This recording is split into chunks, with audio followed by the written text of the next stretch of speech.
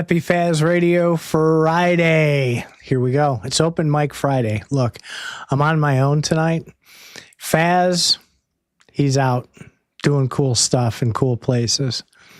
We've got Zorro out doing cool things in other cool places. So it's just us tonight. Titan Takeover. We're going to have a kick-ass show tonight. So what I want to talk about first is something that is being talked about a lot and at the same time not being talked about a lot. And that's the crypto market. A lot of people are talking about it, wondering what's going on though. There's not a lot of news that I've found. And believe me, I read all day, every day, every chance that I get. And the crypto news is just like disappearing. And the markets around crypto are disappearing. And I wonder, and I looked, and I listened to a couple of other podcasts. And what I'm finding, what I think is going on, is people have realized at this point that there's not a lot of use. And I'm even talking about Bitcoin here. There's not a lot of use for it. And people are slowly starting to realize, hey, there's really not a lot going on here. Why am I even bothering putting my money into this?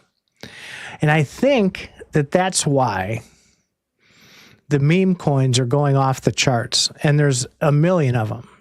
And a lot of it, I see probably 5 times a day, these advertisements, especially on like the Solana blockchain about, hey, I'm making $53,000 a day without batting an eyelash using an AI bot, yada, yada, yada, find this, go here, connect it to this and that and the other.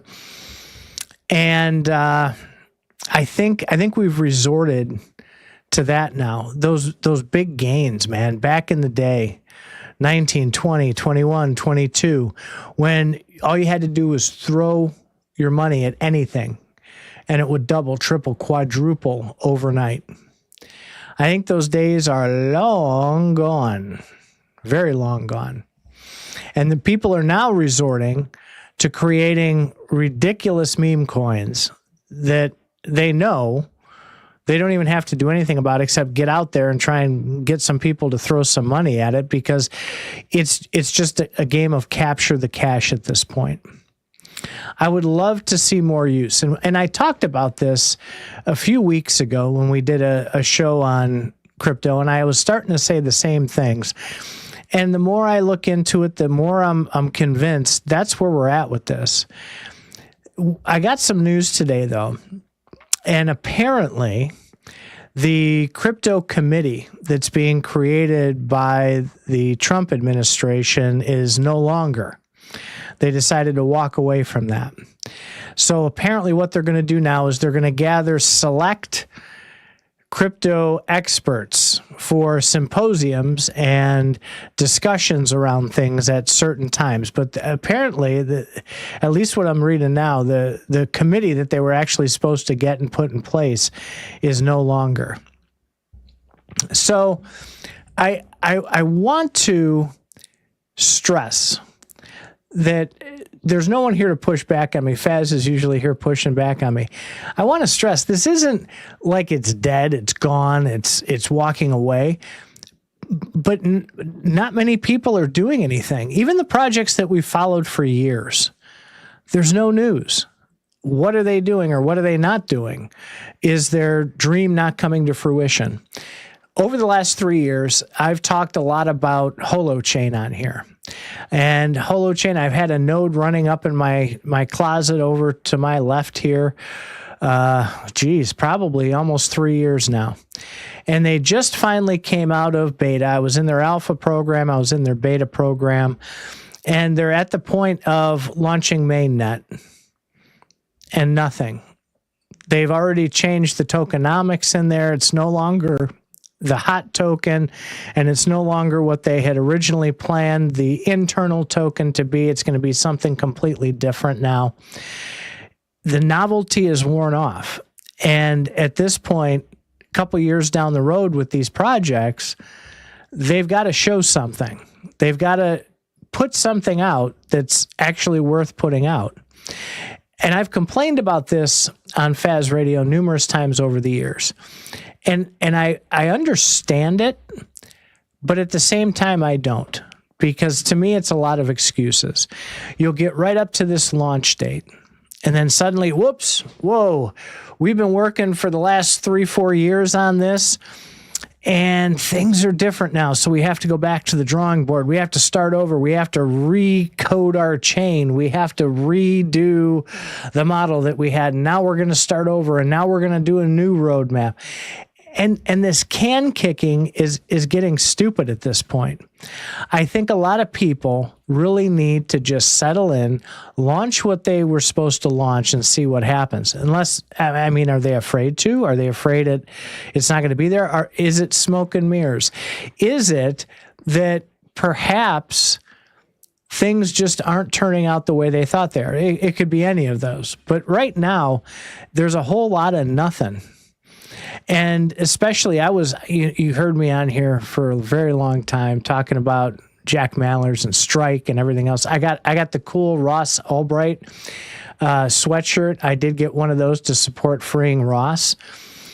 Strike has come out with bill pay and a lot of different things. It's a use case, albeit a small one for Bitcoin at this point. There's a tiny bit of progress, but it's nowhere near where I expected it. Lightning hasn't taken any major steps. The Liquid network hasn't taken many steps. A lot of these tokens that we put our lives into at one point, like SHX, is something that we've talked about a lot. I've ridden the wave on that and done very well in that. But they're not really doing much of anything. So with these memes, you got to keep your wits about you, because they will rug you faster than anything. And you've got to be careful of these exchanges as well. Jupiter's okay. There's a few others, but you got to be real careful on these chains, because there's people that are getting desperate out there. And I think that desperation shows with the meme coins. And I think with people getting not only rugged, but having their wallets just compromised is getting out of hand. On that front, I did want to address, you've heard me talking about Rabby Wallet, rabby.io. And I can tell you 100% right here, for the past probably 4 months, I have not opened MetaMask once to do a transaction. I went into it and I saw that they're stealing a lot of what Rabby's been developing, with having the consolidated chains automatically showing and a few of the other Rabby features. But it's a fantastic wallet. If you haven't looked into it after talking about it here before, hey, jump in, have a look. It's a fantastic wallet. I do a lot of trading on there as well. It's a really good interface, very, very cheap. They have this cool thing called a gas account where you can put USDC into it. You know, I put like $100 of USDC into it, no matter what chain you're on. And it automatically switches for you, by the way. It will automatically pull the gas out of your gas account so that your transactions are always full transactions, which I thought was fantastic. And it automatically does that in the background. It's wonderful. So crypto, I think people who are building need to build better. And projects that are out there, be very, very careful. Even if it looks legit on the surface, remember, there's a lot of very desperate people out there. Nick, I agree with you 110%. The expectations are high. People want to get rich. They're not here, in most cases, to build anything. They're not here to be fanboys other than show me how that token goes to the moon, and then I'm going to take my profits and go on to the next one. To build a successful community, you have to dig deep, and you have to really show what you're doing and lead those expectations with actual results. And it's okay to totally screw up, right? You make mistakes. People make mistakes. This is still fairly new, right? You make a mistake, you let the community know, and you move on. You tell them, hey, here's how we're going to fix this. We had a problem. And then you fix it, and you move on, and you keep releasing. That's what has to be done. Just like any other Web 2 organization, you got to hold them accountable. Don't give them your money if they're not going to be accountable to themselves. I think we all learned that lesson quite clearly over the last few years in several of the projects we've all been talking about here. Moving on. AI news. Listen, so I'm like the AI expert this week. I did a lot of deep diving, and there's a lot of great new resources coming out with newsletters and live daily feeds on what's coming out in AI. I've been just sucking it up and enjoying every bit of it. And there's two huge pieces of news. So with OpenAI, two major things have happened. First, with ChatGPT, they are going to, after this DeepSeek from China came out, OpenAI panicked. And they said, oh my God, this thing is like fantastic. It's cheap, it's good, and it's open source. I mean, you can download that and run it on, in a Docker container on your own machine. And the better machine you have, the better the version you can get and run it locally. And supposedly it's fantastic. I've done a lot of research into that. But OpenAI said, okay, well, wait, we were going to release O3. No more. We're not doing that at all. We're just going to skip right up to O5. And O5 is going to be a major release. And there's a couple of key features I'll get to in a minute that's going to come with that. But what they're going to do is in the next few weeks, according to Sam Altman, they're going to release OpenAI 4.5. And it'll be a small iteration, a small taste of what 5 is going to be. And it's going to run across the tiers. It'll be the same for everybody, the free tier, the paid tier, and the premium tier. And that will give you an integration into where you are. They're starting to pull with ChatGPT. They're starting to pull back the features for the tiers to get more people, obviously, to subscribe. So the free tier, you'll still have it, but it just won't be as good of an experience. I pony up for the plus plan. It's $20-something a month, and I get way more than $20 worth of value out of it. I think it's fantastic. But what they'll do with this 5.0, when 5.0 releases, and that's supposed to come in the next few months. So I would guess probably May, June is the illusion that was put out.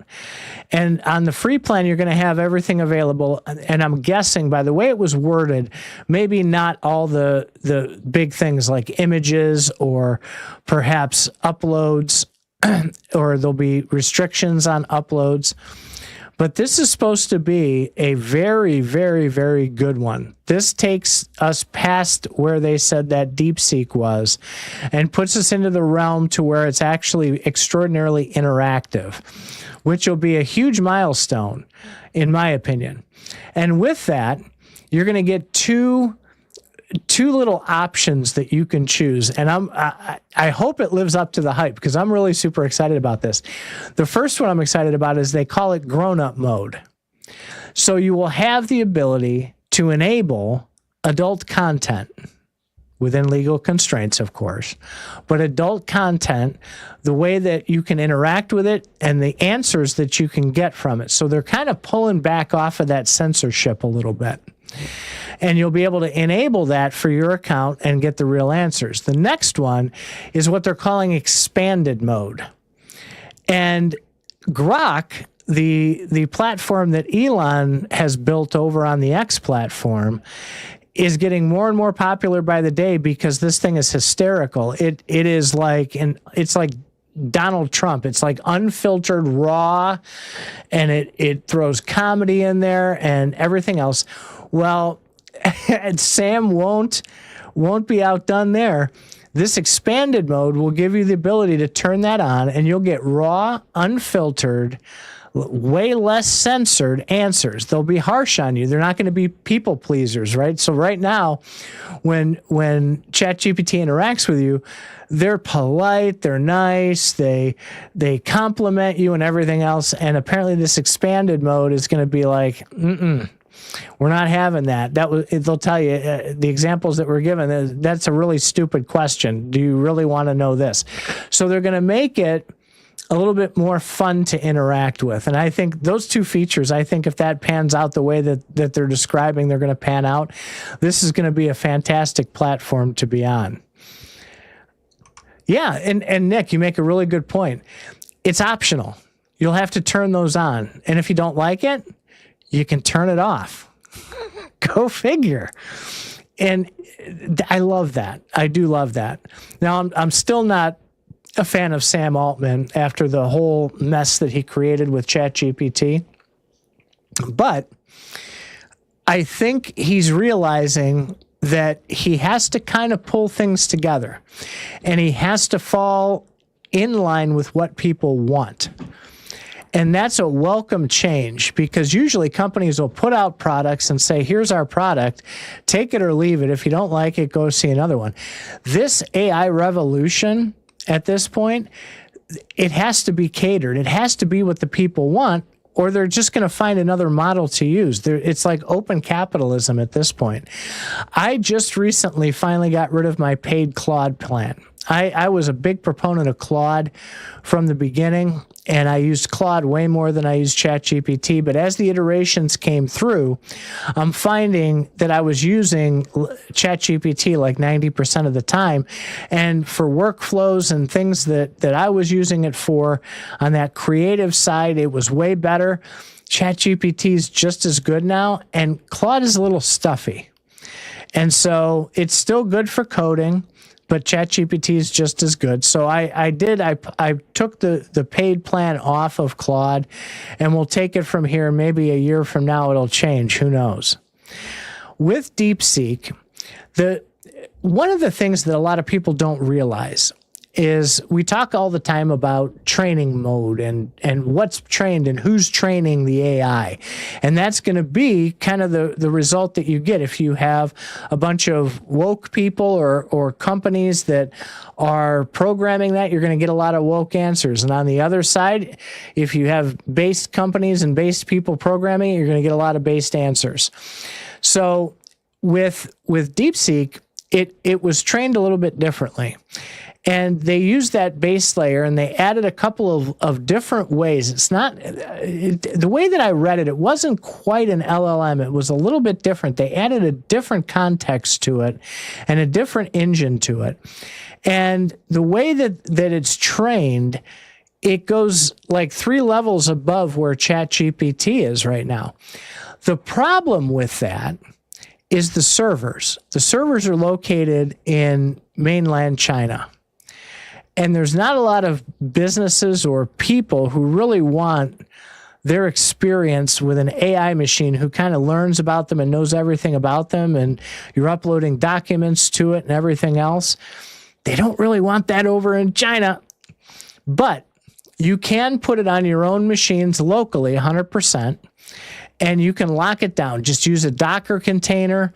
Lock it in. You can check with a simple command to find out if anything's getting loose from that Docker container. You can keep it all locally. The level that you can run on the average computer, though, is pretty low. It's lower than I think he compared it to like ChatGPT version 3 or something like that, which isn't all that bad, but it's not very good. And if you lock it into Docker and it can't get out, you're going to have trouble if you want to search the internet with DeepSeek, right? You can configure it to allow incoming only, but you still got to get your prompt out. It's tough. So you got to look into that if you want to run it, but apparently DeepSeek's pretty good. If you want to run your own local, you're going to need a powerful machine. Might be worth it, though. Also, what I learned is that the terms and conditions of ChatGPT aren't that bad. I thought it would be a lot worse. I actually sat and read. There's 7 different documents, a total of about 50, 60 pages. And it's not as bad as you would think it is. Most of the data is not trainable, meaning what you type into it is not training data for them. From the consumer side, the personal side, it does profile you for marketing to their third-party providers. That's the big key right there. They're going to profile you. They're going to market to you. Of course, they can't make a ton of money on $20 a month subscriptions, right? So they're going to do that. But I was pleasantly surprised that the data, for the most part, is not used for training. They will allow categories, meaning top level, like topics that you're searching for, but not actual inputs and outputs, which I thought was fantastic. And they put in there that you own 100% of your inputs and 100% of your outputs. And I thought that was fantastic. A big point here, being an AI consultant, I saw a couple articles, and there's a couple schools even that are advertising now to be an AI consultant. And generally speaking, most estimates are in the $40 to $60 billion a year market for AI consultants. And this is going to be with consultants are needed to go into companies and recommend what AI, how to set it up, what to use, which model, how are they going to train administrators? Because when you have a corporate account or an enterprise account, how are those administrators in the IT department going to know how to tweak those permissions? Because Faz had mentioned on here before how cool it was. You know, you can have an organization and you can type in, you know, hey, I want to learn about X, Y, and Z, and it'll kind of tell you, if you do the settings just right, there's two other people in your organization who are searching for the same thing. You may want to collaborate with Fred and Martha, which is really cool, but some organizations might not want that, right? So you can lock it down, and you can lock down specific permissions, meaning the shipping people aren't going to have access to the company books, even if the people who run the company books are able to put that data in there. There's sandboxes within sandboxes within sandboxes that you can configure. And these companies aren't going to know how to do this.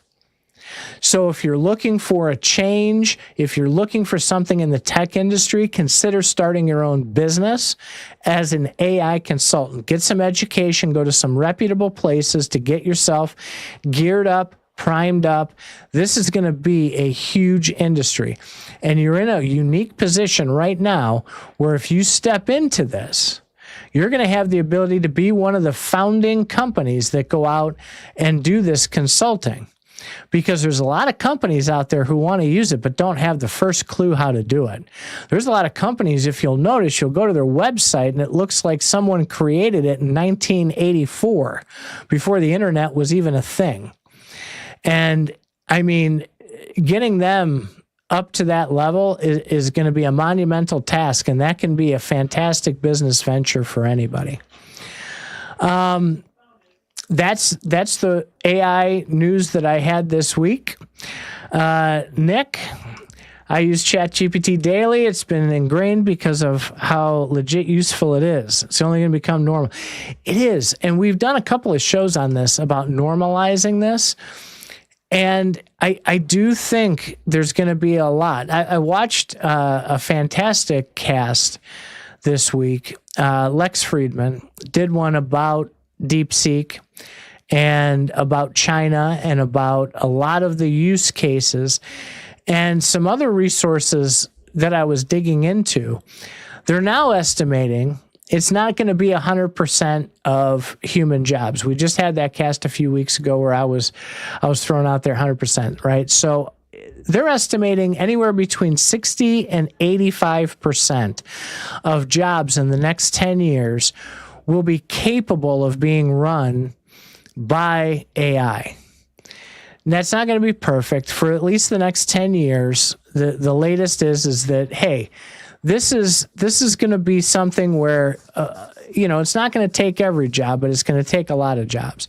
And I think the people who are using those tools are going to be a leg up, because if you're not using it, the competition is absolutely going to be using it, even if it's just in the form of digging into what the business has online to find different resources or find out the markets that they might be in or the customers, who are the likely customers of this company.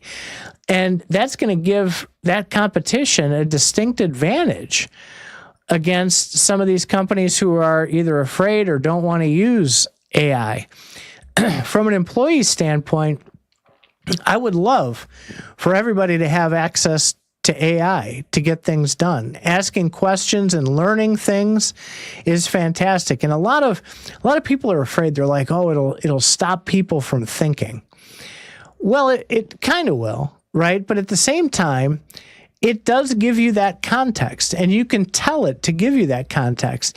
You can say, you know what, I can't figure out how to do this, VLOOKUP in Excel. And I want this cell, to do this and pull this out and collaborate it with this other sheet. And what is the formula in order to do that? And you get the answer. But then if you tell it, as we're going through here, hey, give me the context on the answer, it'll tell you so that you learn how to do it without the AI next time. I think that's going to be vitally important. There's a lot of people who won't use that, though. But I think the people who do will have that advantage because you can learn from it just like any other education source. Don't know how they did it. Oh, here we go. Sorry, I missed the first comment. Just saw a TikTok. Someone gave their AI client permission to scrub their website, glided through the screen, made changes for them. Absolutely. So AI with websites is a thing. I've built websites for 30 years, and I use Elementor and WordPress for how I do things, and they keep pushing that stupid AI on me. And I haven't used it yet because I still think I'm a little better than my creativity trumps that AI. But do I use ChatGPT to give me ideas? Of course I do. Would I be interested in having them build me a website? Not at this moment, but it's definitely possible that you can have it done in 10 seconds flat. It would absolutely do that. And it will parse data from a website almost instantaneously. If companies have catalogs or anything else on there, it can scrub that website and pull any piece of information that you could possibly want out of that, which is a very good thing. Now, there's going to be people who are messy with their websites, and they're going to leave little crumbs around, and hopefully they're able to secure everything nice and tightly. But there's ways that people can use that for nefarious means as well, so you got to be real careful with that. I think that AI integrated into these robotic technologies is going to be the next wave of fear for people. It was just, and I don't know if this is true yet. I literally read like the article quickly, but it was about the Roomba vacuums. And apparently somebody found that this Roomba vacuum was transmitting data somewhere, and they don't know where yet. But it was transmitting this data out, and they had no idea that this thing was even transmitting anything. So could that be pictures of their house? Could that be conversations? Or is it something totally innocuous, which is, hey, this is for data collection by the Roomba company to find out how much each unit is used. But you got to wonder, as the AI gets smart enough to do this stuff, and as people bring AI into their homes, like you have your Alexa and your Apple Home that can control your house and your lights and your security system and everything else, AI integrating into this is both a blessing and a curse, right? Because things can go really, really well, and things can go really, really bad also. So you got to be very, very careful with that. I do think it's where we're going, and you can't put the genie back in the bottle. It's going to be a thing that we have to deal with. I did see, Nick, I did see, and hey, thanks for throwing these comments up, Nick. So I just saw there's a company today, and I'll try and remember. I'm terrible at this, and I'm just not in front of it right now. I don't have somebody else who can talk while I type, so I can't do it right now. But there's a fantastic newsletter that I subscribe to, and it gives me daily AI stuff. And so far, it's not spammy. It's really good. And one of those was a new platform that just came out that focuses on SEO. And you take and you input the site, you sign up for the service, you input the site, and it will absolutely just knock the ball out of the park. And on the right-hand side, it brings down these suggestions on what to do. And you literally just click the accept change or deny change. And if you accept the change, you give it the read write, it'll go in and it'll make that change. So it makes it super simple. That opens up a little bit of a rabbit hole, though, Nick, because I talked about it a little bit on one of the shows a couple weeks ago, and I never really dug deep into it. I think websites are going to go away. Not immediately, but I think over the next decade or so, you're going to see way, way less of the websites. I think you're going to see a lot more social media. People are already, and companies are going all in on social media versus all in on a website. It used to be websites were it, and social media was just an added bonus. And I think we're at a point where that's flip-flopping over right now. And I say that for a few reasons. Like I said, for 25, 30 years now, I've been designing and building websites for people and my own, and I do all of Faz's. And what I notice is our social media gets hundreds of hits all the time. Websites are not. The websites is measly. I mean, like less than 10. And I think those are going to the wayside. Now, where AI can come in is helping with things like the link tree. The link tree is a replacement for a website. A landing page now is a replacement for a website. We're seeing trends, and because I follow websites, because I do them, we're seeing these menus, these dynamic menus. It was the bomb, 10, 15 years ago. Oh my God, dynamic menus, and look what you can do, and look how cool you can make this. And people aren't using menus a heck of a lot anymore. They want all their content short and sweet, one area, because people's attention spans from social media, these quick dopamine hits and the constant flipping with shorts and tic-tac and all that kind of fun stuff, right? Long websites, people aren't doing that anymore. Nobody's got time for that anymore. If you can't capture their attention in like 3 seconds right there and have your stuff within like one mouse scroll, forget about it. People aren't navigating 27 pages on your website anymore. So I do think that trend is reversing, and I do think AI, I'm going to give you a secret. Here's where I think it's going to go, and I've been playing with this just a little bit. I haven't gotten it right yet, but I'm having AI help me try to do this, is create a customized user experience website where, depending on where you came from, whether it's Instagram, if you're a regular Instagram user, you love their format, you're not so good with TikTok, or you're a TikTok user and you don't like Facebook's interface, and so where you come from will show a different page, or like landing page or home page, whatever you want to call it, depending on where you came from. That'll be customized to that style, which is likely to keep you on that web page a little bit longer, to maybe explore a little bit more. Because usually, like with Instagram or TikTok, if you find somebody that you like, you'll maybe click their profile and go in and see what else they got brewing. That's what I'm trying to customize from a website standpoint. And I'm hoping that works, because I really think that's the direction it's going to go. Websites aren't going to be there. LinkedIn creating a shorts feature tells you everything you need to know. I don't use LinkedIn very much at all. Once in a while, I'll pop in there, and sometimes it's like years the first time I had gone in a couple years ago, I think I told the story here. It was a connection at my day job that I made with a logistics company. This was a couple years ago. And we're in the meeting, we're talking finally, and she said to me, hey, did you happen to look at the message that you responded to? And I'm like, no. I said, I told you to shoot your shot because, I'd seen, 10 messages from you or whatever. She said, yeah, that message that you replied to was 2 years old. I had given up at that point.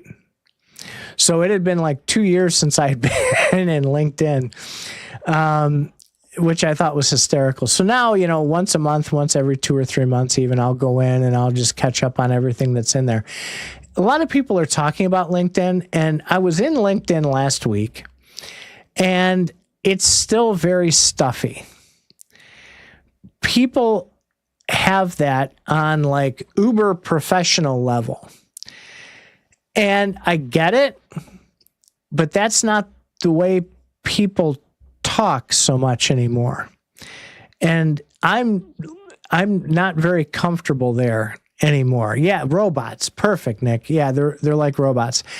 And you can probably make some great connections, but then you go into the reality of it once you get to know them and you're talking in real terms. I just haven't seen a lot of value there. I haven't posted anything in years, I don't think.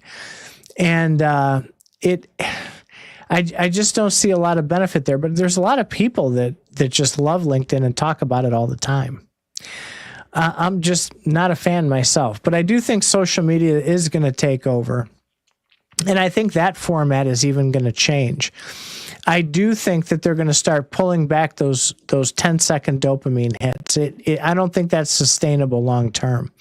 And I think people are going to get tired of it. They've been working on that for 2 or 3 years now with trying to cram everything into shorts.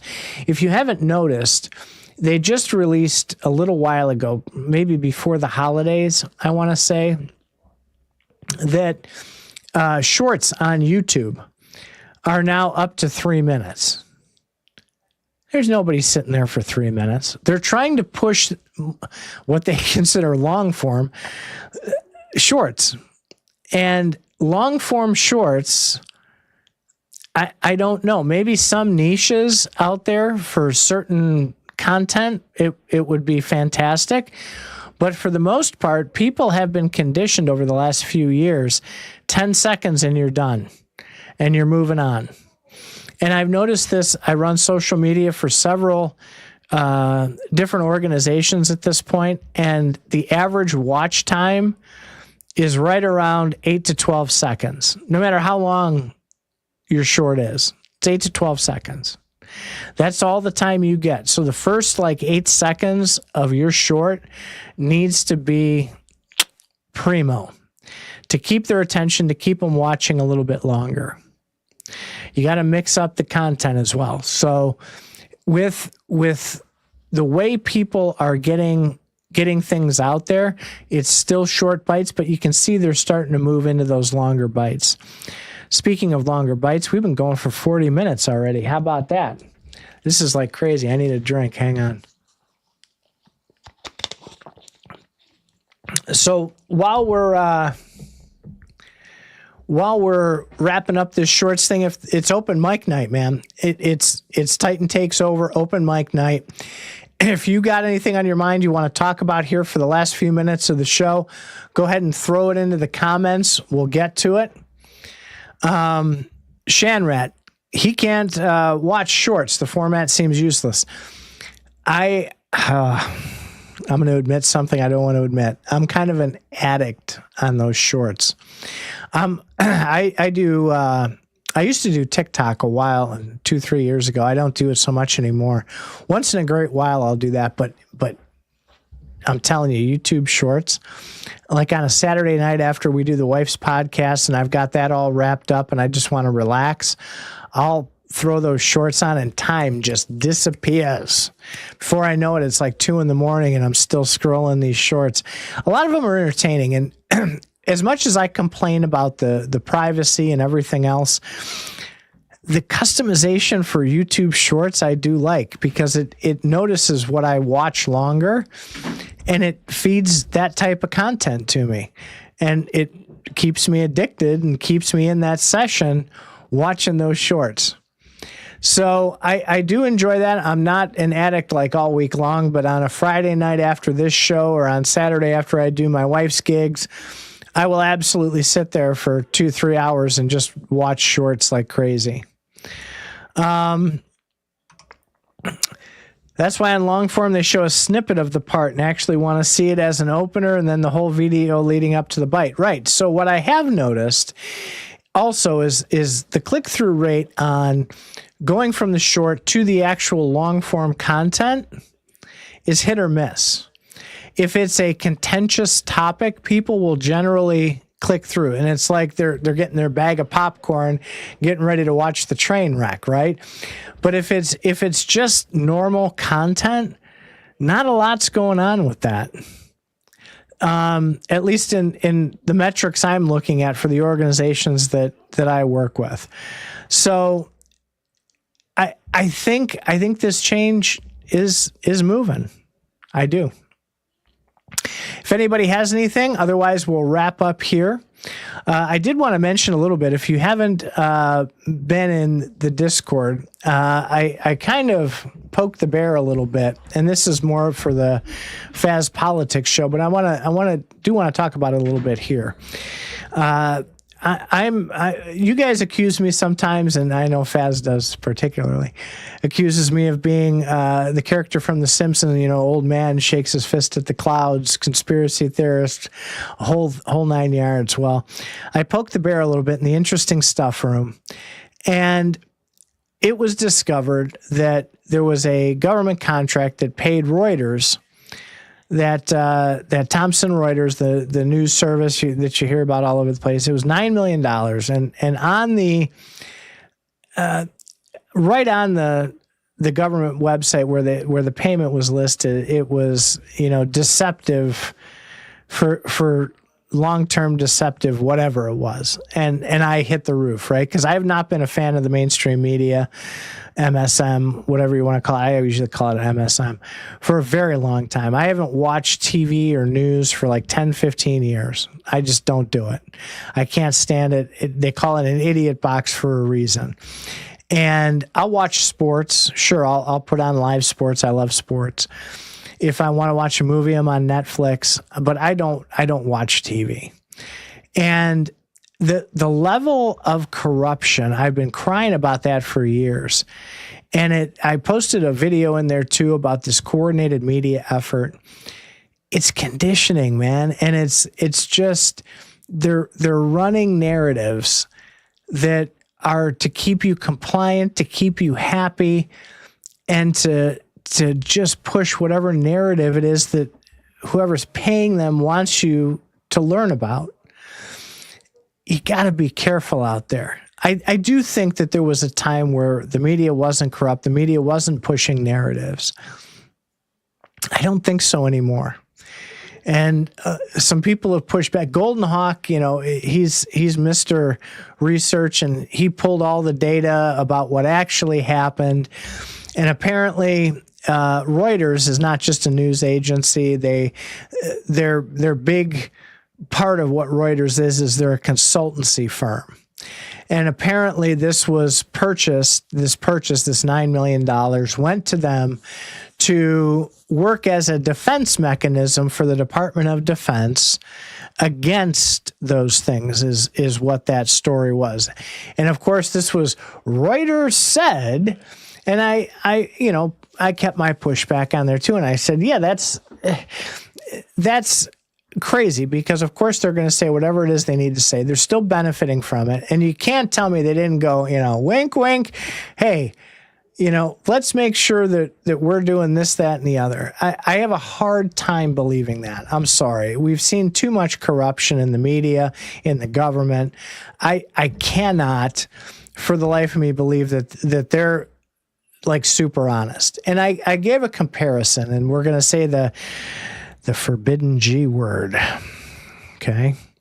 So I gave a great analogy when I was talking with Golden Hawk about that. I said, let's assume for a moment, let's do a fake scenario here to where we say, we've professed on FazRadio forever that we just speak our minds. We're unbiased. We're not paid by anybody. When we were paid by, sponsored by Nerd Node, we disclosed it. We put it out there.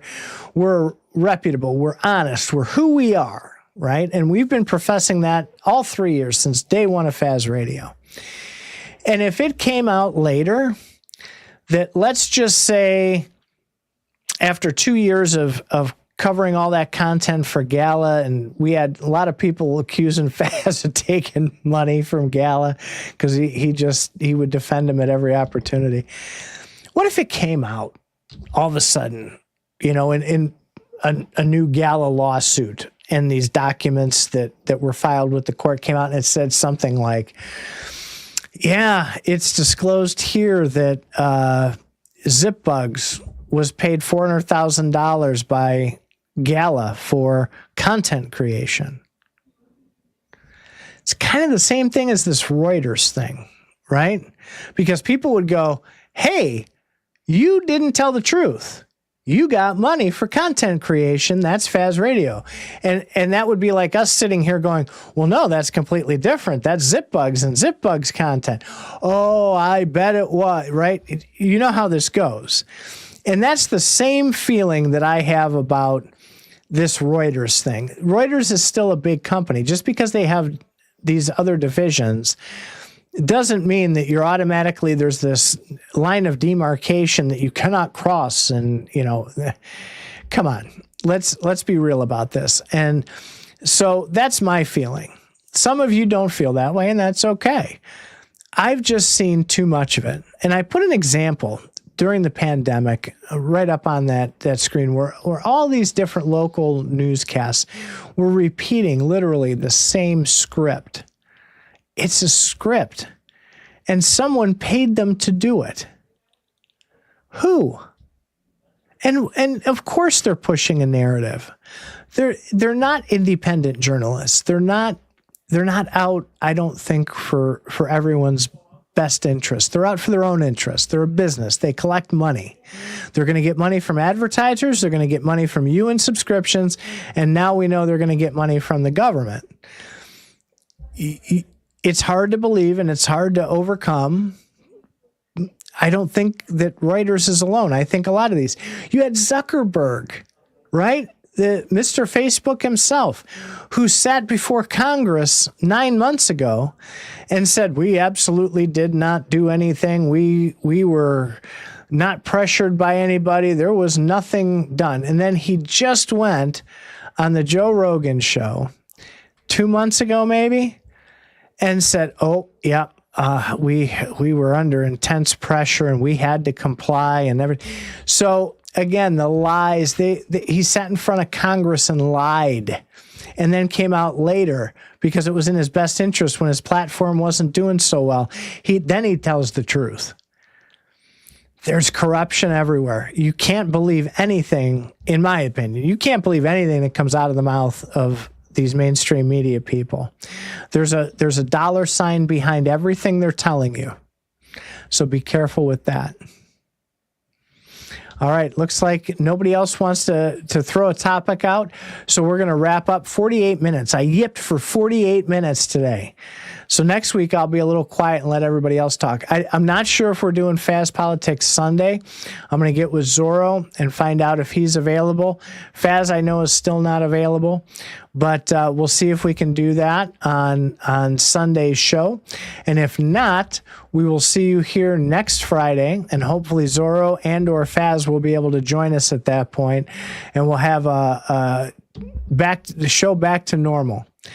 So have a great weekend, everybody. Happy Valentine's Day. You're all my Valentines for watching and participating tonight. Shanrat, Nick, thank you for popping in, helping me out tonight with some great comments, and we will see you all later.